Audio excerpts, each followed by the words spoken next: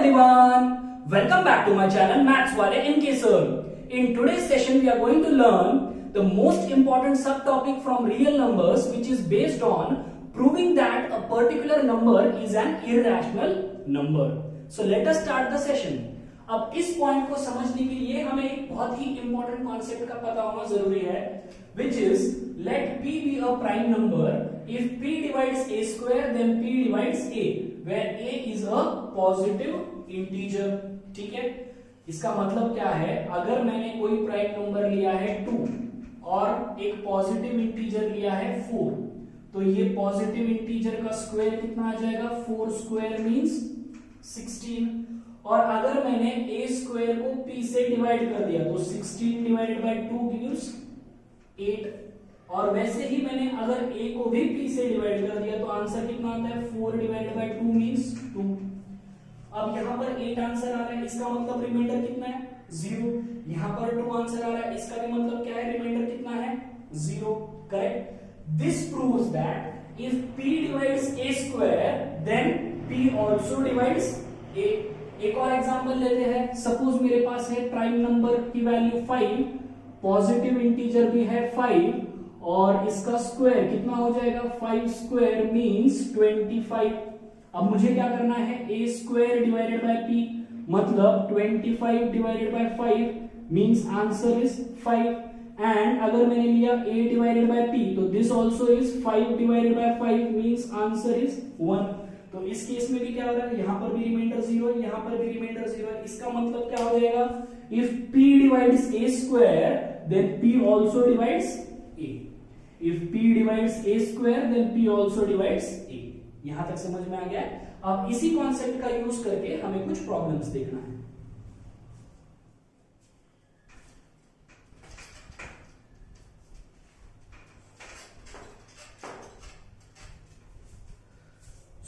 यहां पर आप देख सकते हो मेरे पास 5 नंबर्स है।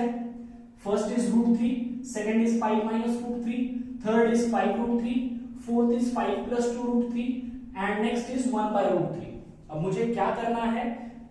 ये नंबर्स को इररेशनल प्रूव करना है। ठीक है, I need to prove that this number is an irrational number. ठीक है, तो फर्स्ट क्वेश्चन मैं ले लेता हूं। मुझे प्रूव करना है that √3 is an irrational number. तो इसे इररेशनल प्रूव करने के लिए हम लोग यूज करते हैं एक method which is called as method of contradiction. Method of contradiction. अब मेथड ऑफ कॉन्ट्राडिक्शन का मतलब क्या होता है? हम लोग क्या करते हैं? एक अजम्पशन करते हैं और उसे प्रूव करते हैं कि दैट अजम्पशन इज रॉन्ग। हम लोग क्या करते हैं? एक अजम्पशन लेते हैं, ठीक है, एक अजम्पशन करेंगे और उसे प्रूव करेंगे that this assumption is wrong. ठीक है, अब बता देता हूं कैसे। अब हमें क्या प्रूव करना है? That √3 is an irrational number. अब एक कॉन्ट्राडिक्टरी अजम्पशन करना है। कॉन्ट्राडिक्टरी मतलब अपोजिट। हमें प्रूव करना है that it is an irrational number. तो हमें क्या लेना होगा? It is a rational number. तो देखते हैं कैसे। So let √3 is N let √3 is a rational number। Contradictory statement है, हमें प्रूव करना था इररेशनल, लेकिन हमने क्या अज्यूम किया that it is a rational number. Now if it is a rational number this √3 can be written as a by b।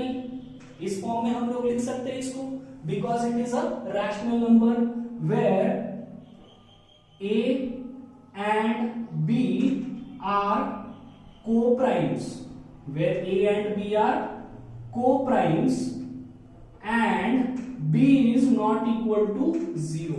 now what is the meaning of co-primes? co-primes मतलब उनका highest common factor क्या होगा? 1।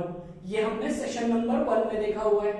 या फिर simple language में बोलूं तो this should be in the simplest form. This should be in the simplest form, मतलब 1/3, 2/3, these are the simplest form। लेकिन अगर मैंने लिखा 3/6 तो क्या ये simplest form है? नहीं। अब इसको मैं डिवाइड कर सकता हूँ, 3 1s are 3 2s are। This means 1/2 is in the simplest form। समझ में आ गया? इसी का मतलब क्या है? इनका HCF 1 है। आप देख सकते हो इसका फैक्टर है 1, इसका भी फैक्टर है 1 और 3, इसका मतलब दोनों में कॉमन फैक्टर क्या है 1। यहां पर अगर आप देखोगे तो फैक्टर्स है 2 1, इसके फैक्टर्स है 3 1, तो दोनों में कॉमन फैक्टर क्या है सिर्फ 1। यहां पर भी आप देख सकते हो इसका फैक्टर है 1, इसका फैक्टर है 1 और 2, तो दोनों में कॉमन फैक्टर क्या है 1। Simple, that is highest common factor is 1। Those numbers are called as co-primes. यहां तक समझ में आ गया, इजी है।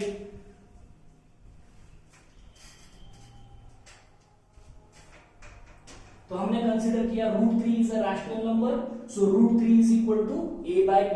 यहां तक क्लियर है। अब इसको थोड़ा सा सॉल्व कर लेते हैं। So this can be written as √3 multiplied by b is equal to a, बस क्रॉस मल्टीप्लाई किया है। Now squaring on both sides, squaring on both sides, we have √3b whole square is equal to a square. So this means √3 का square कितना हो जाएगा 3, b square is equal to a square। यहां तक समझ में आ गया। मैंने क्या किया, बस क्रॉस मल्टीप्लाई, फिर स्क्वेयरिंग ऑन बोथ साइड्स, फिर इसको सिंप्लीफाई किया है, तो यहां से मुझे मिल रहा है 3b square is equal to a square। अब इसका मतलब क्या होता है, ध्यान से देखना है। अभी 3 डिवाइड्स a स्क्वायर, इसका मतलब ये बोल सकता हूं मैं कि that 3 divides a square completely. क्यों, अगर मैं a स्क्वायर को 3 से डिवाइड कर रहा हूं तो आंसर कितना आ रहा है b स्क्वायर। इसका मतलब यहां पर भी रिमाइंडर कितना है 0। इसका मतलब ये जो 3 है it is dividing a square completely, correct. अब यूज करना है इस थ्योरम का। अब 3 एक प्राइम नंबर है and we have already discussed that if 3 divides a square then 3 divides a, correct। if 3 divides a square then 3 divides a, ये हमने पहले ही देखा हुआ है, ये कॉन्सेप्ट का यूज कर रहा हूं मैं। Now if 3 divides a we can write let a is equal to 3c, ऐसे लिख सकता हूं मैं, बिकॉज 3 डिवाइड्स a, इसका मतलब क्या है, अगर मैं इसको डिवाइड करूं, a को 3 के साथ डिवाइड करूं तो आंसर कितना आ रहा है c। इसका मतलब फिर से रिमाइंडर कितना है 0, where this c is a particular integer, where this c is an integer, ठीक है, where this c is an integer। अब फिर से कोई करना है जो यहां पर किया था, squaring on both sides, so squaring on both sides, so we have a square is equal to 3c square, ठीक है। a square is equal to 3c square means a square is equal to 9c square, ठीक है। 3 का square 9, c square। अब इसका मतलब क्या होता है, अब इसका मतलब हम लोग ऐसे लिख सकते हैं क्या, दैट अब इसको थोड़ा सा आगे सिंप्लीफाई कर लेते हैं। अब इसको क्या करना है, सिंप्लीफाई करना है। नाउ a स्क्वायर की जगह हम लोग ये लिख सकते हैं, a square can be written as 3b square, तो this is 3b square is equal to 9c square. ये कहां से आ रहा है, this is from 1, a square is 3b square, तो यहां पर a स्क्वायर की जगह पर 3b स्क्वायर लिख दिया मैंने, तो ये हो जाएगा 3 1 जा 3 3 जा, so b square is equal to 3c square, correct। 3 1 जा 3 3 जा 9, so b square is equal to 3c square। इसका मतलब क्या होता है, this means 3 divides b square, ऐसे बोल सकता हूं मैं, b square divided by 3 कितना आ रहा है c square। इसका मतलब मैं बोल सकता हूं that 3 divides b square, and if 3 divides b square we can write 3 divides b, इस कॉन्सेप्ट का यूज करके। if 3 divides b square then 3 divides b। यहां तक क्लियर हो गया। लेकिन अगर आप ध्यान से देखोगे तो 3 is dividing a and 3 is also dividing b। 3 a को भी डिवाइड कर रहा है और 3 b को भी डिवाइड कर रहा है। इसका मतलब 3 क्या है, दोनों के अंदर एक कॉमन फैक्टर है, right. therefore we say that 3 divides both a and b, right? 3 divides both a and b, that is 3 is one of the common factors of a and b, correct? 3 क्या हो जाएगा? Factor हो जाएगा, दोनों में common factor हो जाएगा, right? लेकिन हमने यहां पे क्या कंसीडर किया है कि दोनों में कॉमन फैक्टर क्या होना चाहिए? सिर्फ 1, because they are coprimes. Coprimes मतलब दोनों में एक ही कॉमन फैक्टर है, वो है 1, हाईएस्ट कॉमन फैक्टर है 1। लेकिन हमें यहां पे क्या मिल रहा है? 3 भी एक कॉमन फैक्टर मिल रहा है। इसका मतलब our assumption is wrong, therefore our assumption is wrong, therefore root 3 is an irrational number. Therefore we say that root 3 is an irrational number. समझ में आ गया? बहुत इजी है, बस थोड़ा सा ध्यान से करना है, ठीक है?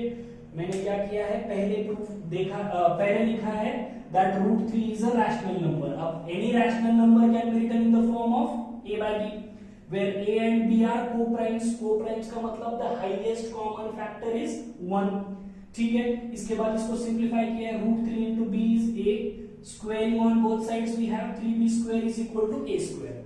अब ये क्या प्रूफ होता है यहां से? that 3 divides a square, 3 divides a square, this also means that 3 divides a. और अगर मैं बोलता हूं कि 3 divides a means we can write a is equal to 3c, correct? We can write a is equal to 3c. Again squaring on both sides we have a square is equal to 9c square. अब यहां पर a square की value मैं यहां से 3b square यहां पर रख सकता हूं, right? And 3b square is equal to 9c square, so b square becomes equal to 3c square. अब यहां से क्या प्रूव होता है? और that 3 divides b square means 3 divides b, so therefore 3 is one of the common factors of a and b, which means our assumption is wrong, क्योंकि हमने क्या assume किया था? दोनों में highest common factor सिर्फ 1 है, लेकिन यहाँ पे क्या आ रहा है? 3, therefore our assumption is wrong, so root 3 is an irrational number. समझ में आ गया ये? ठीक है? अब इसमें क्वेश्चंस अलग अलग टाइप से कैसे आ सकते हैं? Prove that root 2 is an irrational number. तो यहाँ पे आपको 3 की जगह पर क्या लेना है? 2, बाकी सारी प्रोसीजर सेम। अगर आपको पूछा गया है रूट 5, 3 की जगह पर लेना है 5, बाकी पूरी प्रोसीजर सेम। अगर आपको दिया है 7 तो रूट 7 लेना है, 3 की जगह पर 7, बाकी पूरी प्रोसीजर सेम। ऐसे कौन कौन से टाइप के क्वेश्चंस आ सकते हैं आपको? सारे square root of prime numbers, सारे square root of prime numbers, क्योंकि सारे जो square root of prime number is always an irrational number, मतलब रूट 2, रूट 3, रूट 5, रूट 7, ये सारे क्वेश्चंस आपको एग्जाम में पूछ सकते हैं। To prove that these numbers are irrational numbers, आपको क्या करना है? बस अगर 2 बोला गया है तो यहाँ पर 2 रखना है, 3 बोला गया तो 3 रखना है, 5 बोला गया तो 5 रखना है, 7 बोला गया तो 7 रखना है। समझ में आ गया है? इजी है। अब नेक्स्ट क्वेश्चन क्या है? Prove that 5 minus root 3 is an irrational number. अब मैंने यहाँ पर हर जगह पर 3 ही लिया है, क्योंकि मुझे क्या करना है? बस आपको वैरायटी बतानी है कि किस किस टाइप में ये पूछा जा सकता है। फर्स्ट तो मैंने आपको बता दिया कि रूट 3 की जगह पर 2 आ सकता है, 7 आ सकता है, 5 आ सकता है। अब इसमें और क्या क्या चेंजेस हो सकते हैं? देखिए, 5 minus root 3 is an irrational number, ये प्रूव करना है। तो फर्स्ट स्टेप आपको क्या करना है? इसमें से इरैशनल नंबर आइडेंटिफाई कर लेना है। तो इसमें से इरैशनल नंबर कौन सा है? Root 3, correct? और आपको फर्स्ट स्टेप क्या करना है? ये पूरा सॉल्व करना है। आपको क्या करना है? Let root 3 is a rational number, ये लेकर ये पूरा सॉल्व करना है, और आपको प्रूव करना है let root 3 is an irrational number. This will be your first step in this question, ठीक है? मतलब अभी मैं क्वेश्चन नंबर 2 स्टार्ट कर रहा हूं। तो क्वेश्चन नंबर 2 में क्या करना है? इसमें से मुझे आइडेंटिफाई करना है कि इरैशनल क्या है। इरैशनल क्या है? रूट 3। तो मैंने ले लिया let root 3 is a rational number, और फिर इसको सॉल्व कर रहा हूं पूरा, ठीक है। और मुझे क्या प्रूव करना है, that √3 is a irrational number. यहां तक हो गया। अब नेक्स्ट पार्ट, सेकंड क्वेश्चन में भी क्या करना है, यहां तक होने के बाद अगला पार्ट सॉल्व करना है। अब देखना है कैसे।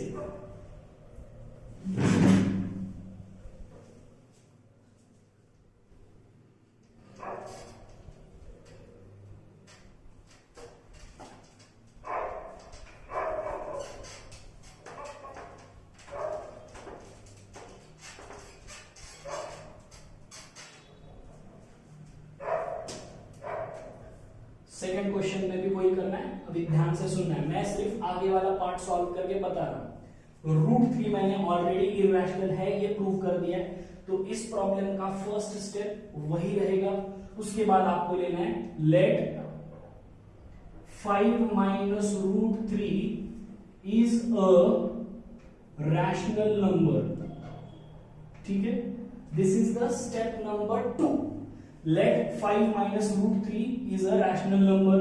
Therefore, 5 minus √3 is equal to P by Q. अब यहां पर मैं A, B और C नहीं ले रहा हूं क्योंकि मैंने वो ऑलरेडी यूज कर लिया है। So 5 minus √3 is equal to P by Q, where P and Q are co-primes and Q is not equal to 0.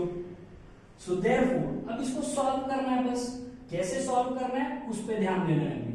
So this is 5 minus P by Q is equal to √3। मैंने बस क्या किया, ये minus √3 को right side shift कर दिया, ये जो P by Q था उसको as it is left side shift कर दिया, तो ये हो गया minus P by Q।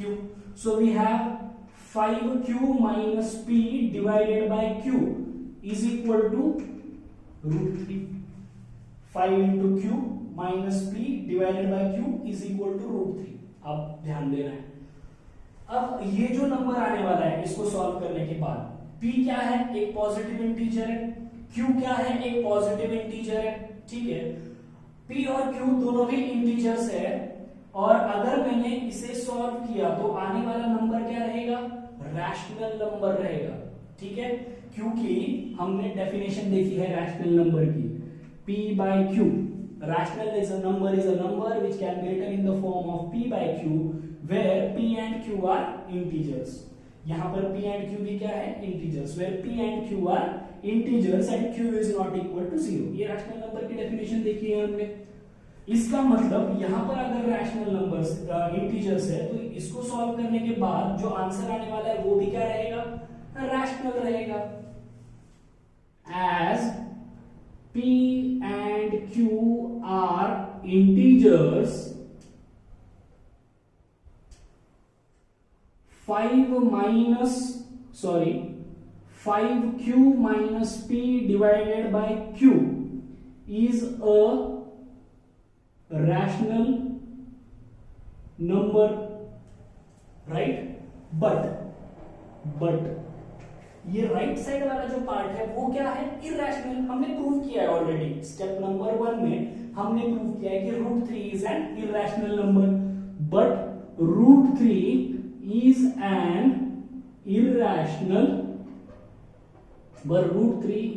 Irrational number. Therefore right, left side में आ रहा है रैशनल, राइट साइड में आ रहा है इरेशनल, इसका मतलब ये सही है क्या, नहीं। Therefore our assumption is wrong। Therefore 5 minus √3 is an irrational number। Therefore 5 minus √3 is an irrational number। समझ में आ गया है। फर्स्ट स्टेप क्या करना है, इसमें से जो इरेशनल पार्ट है वो आइडेंटिफाई करना है और वो इरेशनल है ये प्रूव करना है। उसके बाद स्टेप नंबर 2, जो क्वेश्चन दिया है उसको रैशनल कंसीडर किया है। So 5 minus √3 can be written as P by Q। अब यहां पर जो मैंने इंटीजर्स लिए हैं, A ऑलरेडी हो चुका है, B ऑलरेडी हो चुका है, C ऑलरेडी हो चुका है, तो उसमें से कुछ नहीं लेना है, PQ ले लिया है, ठीक है। उसके बाद इसको सिंप्लीफाई किया है, जो इरेशनल पार्ट था उसको एक साइड रखा है, बाकी सब दूसरे साइड लेकर आ रहा हूं और इसको सिंप्लीफाई किया। Now we know that q is a integer, p is also a integer, so this forms a rational number. तो और अगर ये रैशनल है, हमने ऑलरेडी प्रूव किया that this is an irrational number, तो रैशनल और इरेशनल कभी इक्वल हो सकते हैं क्या? नहीं। therefore our assumption is wrong, therefore 5 minus root 3 is a irrational number। समझ में आ गया? बहुत इजी है, बस फर्स्ट पार्ट मतलब स्टेप नंबर 1 इंपॉर्टेंट है, उसके बाद ये जो पार्ट है वो बहुत इजी है। अब देखते हैं question number 3।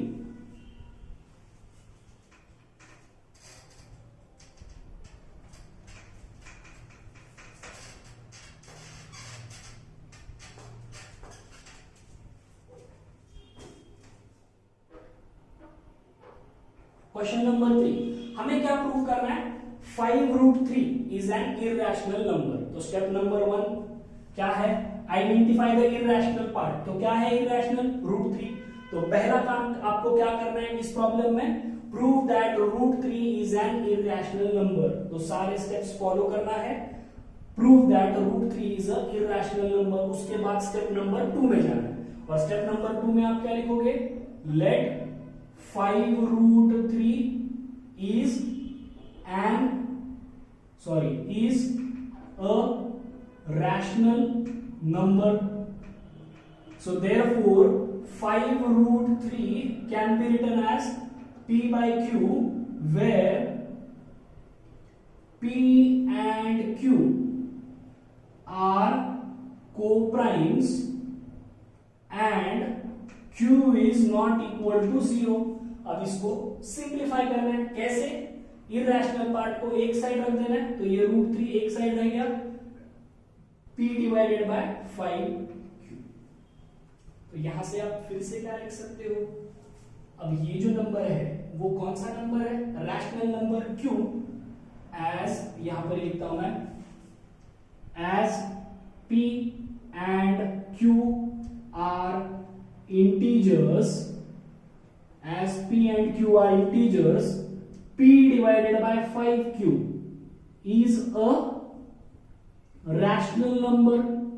p divided by 5q is a rational number, but we have already proved that, step number 1, we have already proved that root 3 is an irrational number, therefore our assumption is wrong, therefore our assumption is wrong, therefore 5 root 3 is an irrational number, therefore 5 root 3 is an irrational number। समझ में आ गया? Step number 1 क्या करना है? Root 3 को irrational, उसके बाद step number 2 ये सारे स्टेप्स फॉलो करना। समझ में आ गया? This is the third variety of problem. Next question number 4, 5 plus 2 root 3 is a irrational number। पहले आइडेंटिफाई कर लो इरेशनल पार्ट। तो इरेशनल नंबर कौन सा है इसमें से? रूट 3। तो पहला काम क्या करना है? रूट 3 को इरेशनल प्रूव कर देना है, जैसे हमने इसमें किया था। स्टेप नंबर 1 आपको पूरे प्रोसीजर फॉलो करना है, पूरी प्रोसीजर फॉलो करके रूट 3 को इरेशनल बताना है। फिर स्टेप नंबर 2, लेट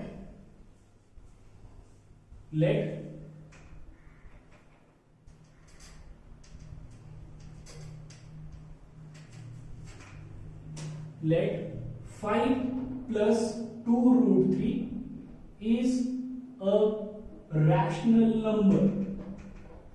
ठीक है, question number 4, let 5 plus 2 root 3 is a rational number। फिर से बता रहा हूं, this is step number 2। Step number 1 में हमने रूट 3 को इरेशनल प्रूव कर दिया है। नाउ स्टेप नंबर 2, तो this is a rational number means we can write 5 plus 2 root 3 is equal to p by q, where p and q are co-primes, correct? Where p and q are co-primes and q is not equal to 0। this means अब इसको क्या करना है? Irrational part एक side रखना है, बाकी सब कुछ शिफ्ट कर देना है। So this is 2 root 3 is equal to p by Q minus 5, ये +5 राइट साइड जाके हो गया -5, so √3 is equal to p minus 5q divided by q, और यहां पर जो 2 था वो डिवीजन में आ जाएगा, करेक्ट। अब ये पार्ट जो है वो क्या है, रैशनल, क्यों, because p and q are integers, so therefore we can write p minus 5q divided by 2q is a rational number, but √3 is an irrational number, therefore our assumption is wrong, so therefore 5 plus 2√3 is a irrational number। समझ में आ गया है, बहुत easy है और बहुत important भी है, एग्जाम्स में इस टाइप के क्वेश्चंस पूछे जाते हैं, ठीक है। Last part, prove that 1/√3 is a irrational number. तो स्टेप नंबर 1 क्या करना है, √3 को इरैशनल प्रूव कर देना है, सारे स्टेप्स फॉलो करना है और √3 को इरैशनल प्रूव कर देना है। तो that will be the first part of this question number 5, correct. First part क्या होगा क्वेश्चन नंबर 5 के लिए, आपको √3 को इरैशनल प्रूव कर देना है, ठीक है। एक बार √3 इरैशनल प्रूव हो गया, उसके बाद step number 2, let 1/√3 is a rational number, ठीक है। स्टेप नंबर 1 में हमने प्रूव कर दिया कि √3 इज अ इरैशनल नंबर। अब चलते हैं इस पर, मतलब 1/√3 पे, so let 1/√3 is a rational number, therefore 1/√3 is equal to p by q, where p and q are co-primes and q is not equal to 0, simple. अब क्या करना है, इरैशनल पार्ट को एक साइड रखना है, तो मैं इसको ऐसे लिख दूं, q divided by p is equal to q divided by, ये p नीचे आ गया, is equal to √3, simple. Now q and p both are integers, so as p and q both are integers, we can write, as p and q both are integers, we can write q by p is a rational number। दोनों भी integers है, इसका मतलब q by p will be a rational number, but we have proved that √3 is a irrational number। तो यहां पर rational है, यहां पर इरैशनल है, ऐसा हो सकता है क्या, नहीं। Therefore our assumption is wrong, therefore 1/√3 is a irrational number। समझ में आ गया। अगर आपको कोई भी प्रॉब्लम हो तो please feel free to contact me.